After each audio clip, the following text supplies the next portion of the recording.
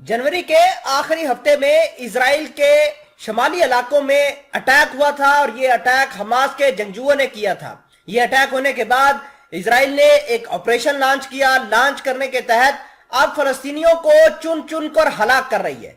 Israel की फौज के निशाने पर वो रेफ्यूजीज कैंप हैं जहां पर हमास ने अपने ठिकाने बना रखे हैं, जहां पर अरीन अल असवद के ठिकाने हैं, जहां पर हिजबुल्लाह के लोग आकर बैठकर वहां पर कार्रवाई अंजाम देते हैं। ये इलाके जनीन के कैंप्स हैं। इसके अलावा रामुल्ला और दीगर नाबुलस के इलाके शामिल हैं, जहां पर इजराइल की फौज अब लगातार ऑपरेशन करके फलस्तीनियों को चुन चुन कर मौत के घाट उतार रही है।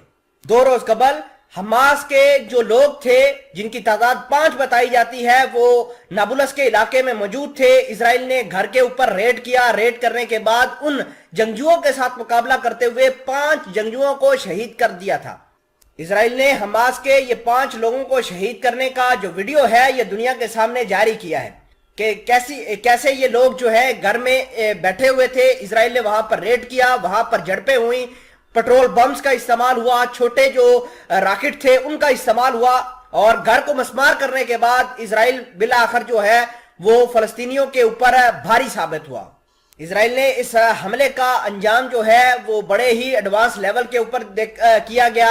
यहाँ पर बख्तरबंद गाड़ियां मौजूद थी और इसके अलावा खतरनाक किस्म के हथियार, इंटेलिजेंस इंफॉर्मेशन इनके पास थी। तब जाकर इन्होंने हमास के जो जंगजू थे उनके ऊपर धावा बोला था। इजराइल की सिक्योरिटी फोर्सेस ने इस हमले के दौरान शहीद होने वाले जो फलस्तीनी जंगजू थे उनके हथियार दुनिया के सामने रखे और कहा कि ये कितने खतरनाक हथियार थे जो इनके पास मौजूद थे, जिसकी वजह से रेजिस्टेंस जो है वो इजरायली सिक्योरिटी फोर्सेस फेस कर रही थी।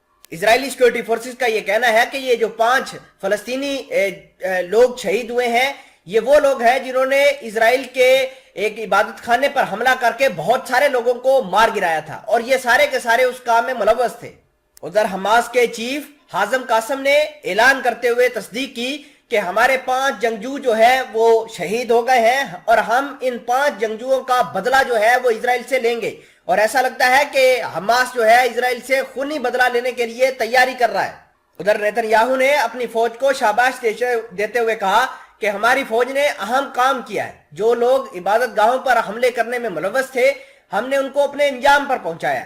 इजराइल ने हमास के इन हमलों को दहशतगर्द से मंसूब किया गया है और कहा है कि दहशतगर्दी का सबसे बड़ा जवाब ही यही होगा कि हम दहशतगर्दी का जवाब दहशतगर्दी से ही देंगे।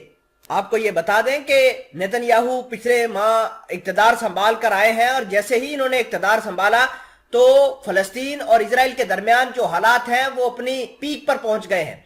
इजराइल के बेंजामिन नेतन्याहू ने अपनी कैबिनेट के अंदर ऐसे मिनिस्टर शामिल किए हैं जो इंतहा पसंद है, जिसमें एतमार बिन गोयर सबसे बड़ा दहशतगर्द साबित हो रहा है। और उन्होंने कहा है कि हम फलस्तीन का नामो निशान जो है वो दुनिया के नक्शे से खत्म कर देंगे। इस हवाले से उन्होंने सिक्योरिटी ऑपरेशंस करना शुरू कर दिए हैं, फलस्तीनियों के झंडे जलाना शुरू कर दिए हैं, मस्जिद अक्सा के ऊपर हमले करना शुरू कर दिए हैं, मस्जिद अक्सा के अंदर जाकर शराब नोशी की जा रही है। तो ये मामला जो है वो फलस्तीनियों के लिए बहुत खतरनाक है। फलस्तीनी इसका जवाब बराबर जाकर दे रहे हैं।